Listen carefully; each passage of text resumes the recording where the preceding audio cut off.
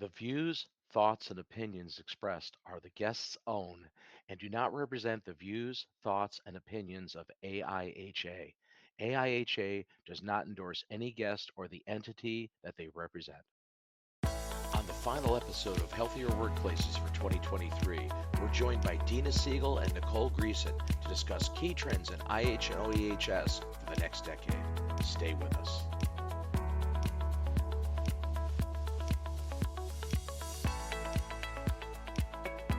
Welcome to another episode of Healthier Workplaces. I'm Bob Krell, founder and publisher of Healthy Indoors Media, and your host for this program from AIHA. Stay with us.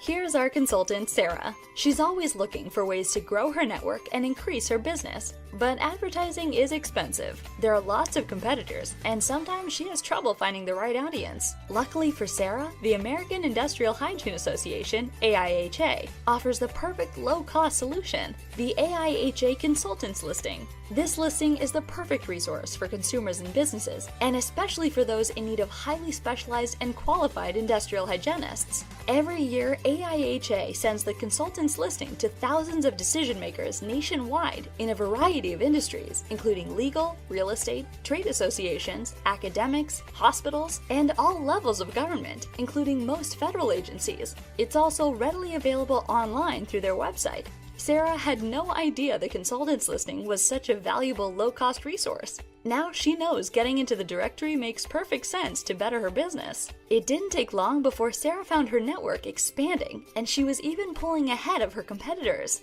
The AIHA Consultants Listing, your link to building a larger network.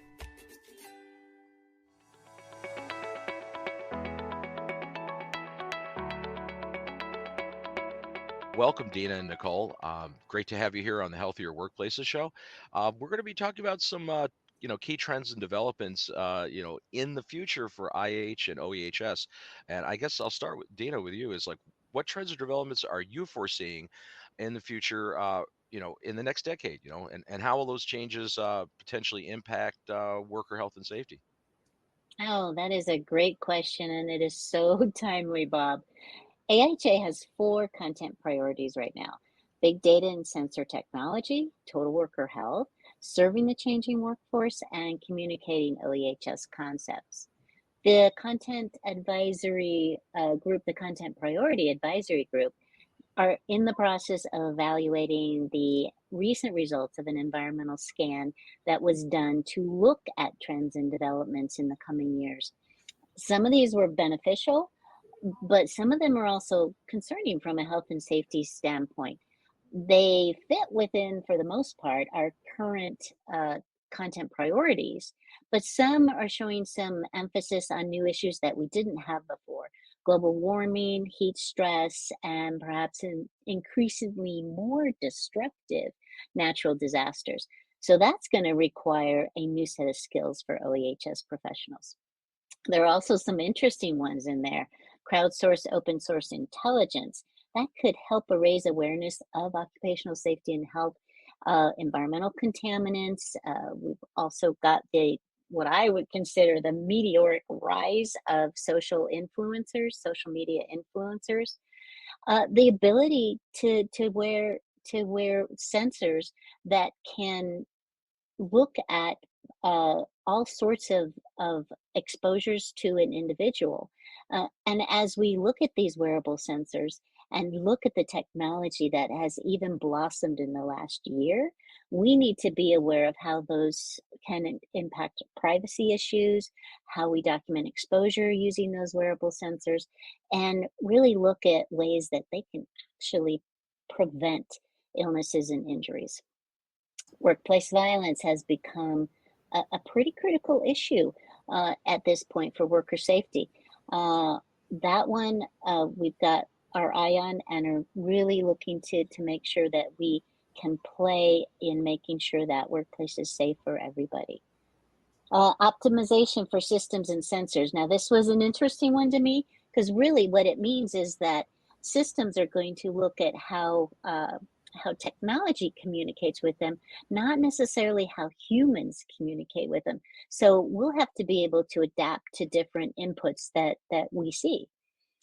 Synthetic biology has been on the screen for a while, and it had always been the issue that we need to look at potentially ethical considerations in biology. So creating new biological organisms or completely synthetic is really an issue in a lot of ways. I thought this was also cool is that you have drones. I mean, drones can actually be useful in terms of viewing work sites, looking for health and safety hazards, and just a way to monitor that workplace for those safety hazards. Here's some more. Hope you don't mind. No, absolutely. Flexible work schedules, remote workplaces, the whole gig economy thing that we've been talking about, it requires new ways for us to access those exposures. So, uh, in in my youth, let's just put it that way, we were looking at classic 8-hour days, 40 hours a week, maybe 10 hours. Now we're looking at all sorts of things that we never thought we would look for. So the obvious example for that is ergonomic issues. They may have been addressed in a typical office environment, but not necessarily in a home office. Another interesting thing to me is because employees can now ask for better pay and benefits as a result of less talent available overall, companies may require people to have a larger set of skills than they may have had in the past. So if they aren't up to date on those skills and understanding what the health and safety aspects may be, that gap might cause some issues in terms of injuries and illnesses. Skills, they've always been important, especially when we are communicating health and safety controls to workers. But they have taken on somewhat of a new um, importance, shall we say, for us as OEHS professionals. We are now doing the right thing by recognizing vulnerable workers or populations and also recognizing the need to include mental health or psychosocial as well as physical health when we discuss as OEHS professionals those things with management.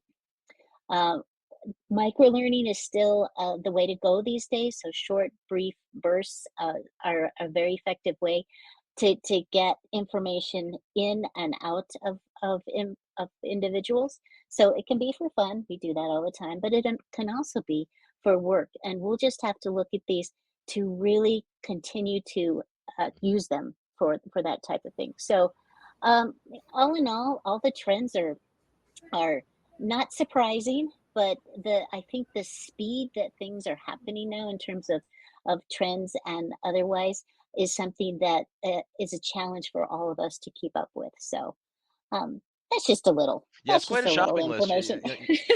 It's a lot going on. And Yeah. the thing is, like, technology is just advancing. It's just such a rapidly increasing pace, right? Mhm. This is a unique time probably in history. Also coming off Eh, the pandemic. There's yes. And you notice I didn't use the pandemic I word, but that definitely drove a lot of this, as we know. Nicole, you have any follow up on that? Dina was pretty thorough, but I would just add a couple of comments. The micro-learning actually came up repeatedly in the recent AIHA leadership workshop that we held just a few weeks ago when we were doing some brainstorming related to trends. So micro-learning seems to be on the mind of many of our volunteer group leaders as something that people are asking for more and more. They want bite-sized chunks of information.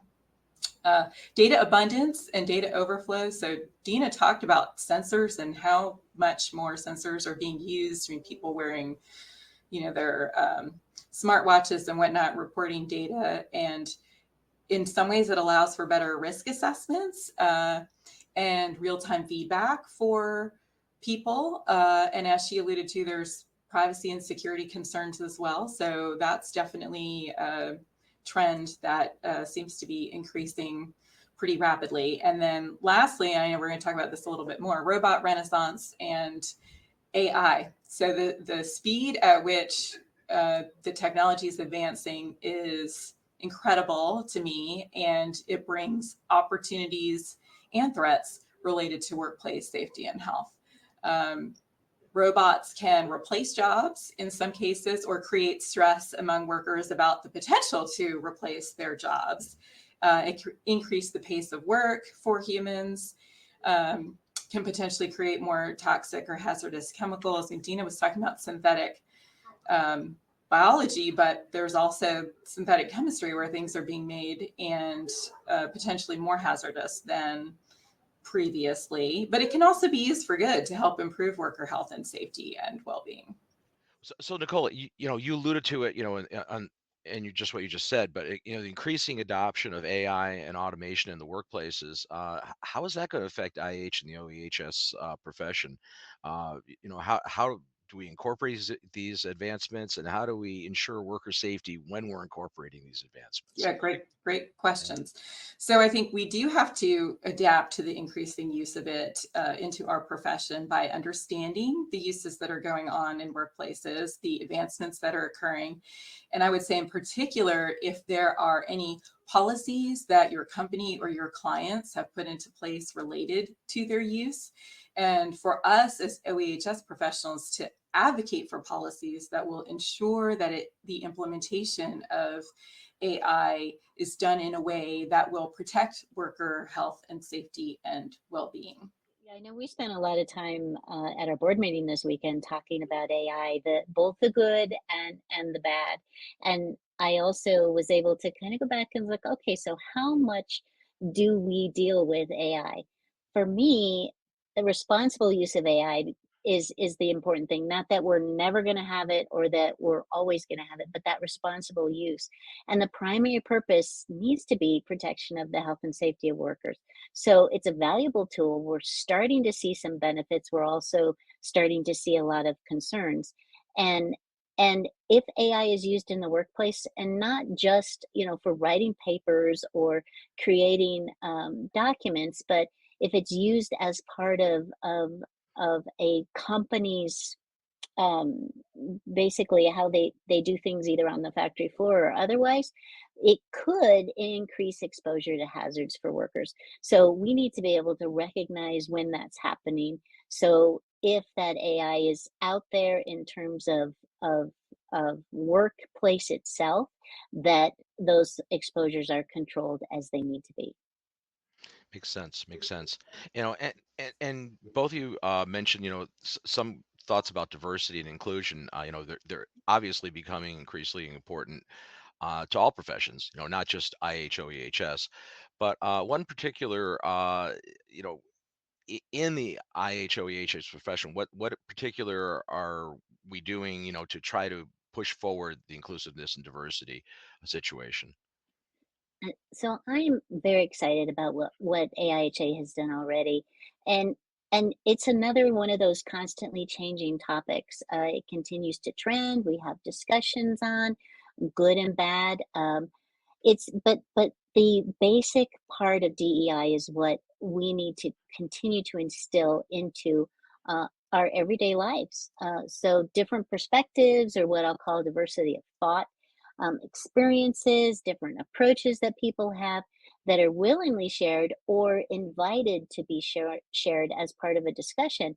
It means that the decisions that we make as a board in AIHA or as an association or even as part of this OEH profession, that those decisions reflect the broader membership.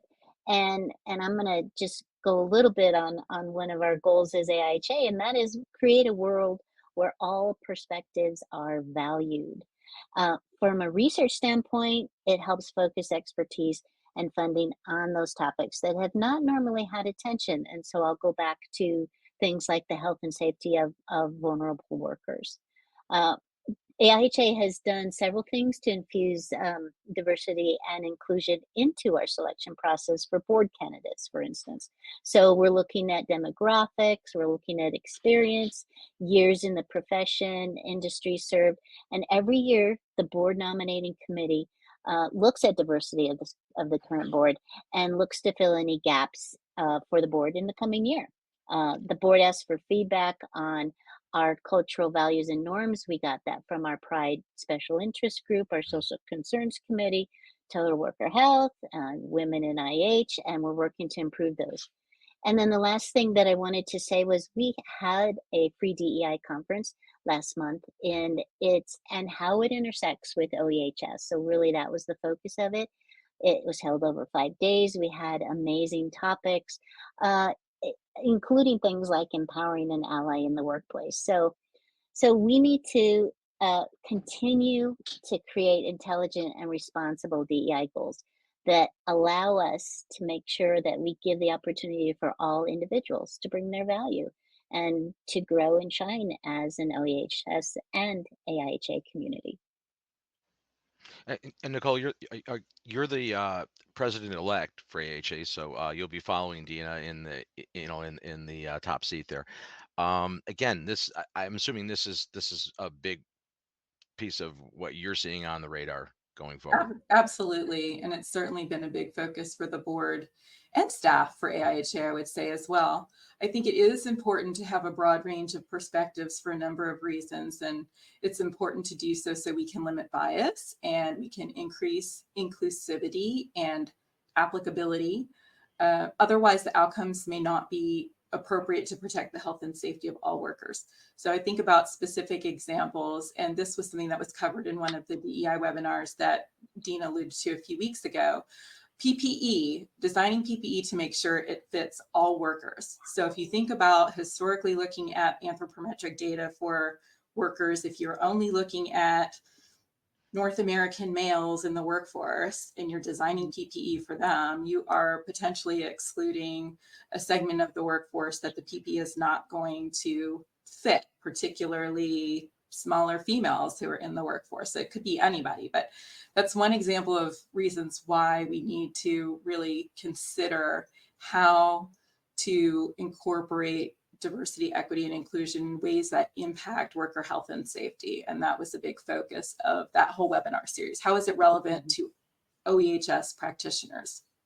And Dean already alluded to one of the ways that we're fostering diversity by having our board nomination process and our open call process consider diversity, equity, and inclusion so that we can have broad representation, so that hopefully we don't have gaps and we are including the various perspectives that should be for the decisions that are being made. And I would say if you take it a step further, thinking a little bit more globally, we have translated a lot of our documents into Spanish. So that helps to include people who can use our resources who aren't necessarily native English speakers. So that helps with improving workplace health and safety in other areas of the world. And we've also provided microgrants for developing economies. So other things we can do to help improve worker health and safety by thinking in terms of more diversity, equity, and inclusion.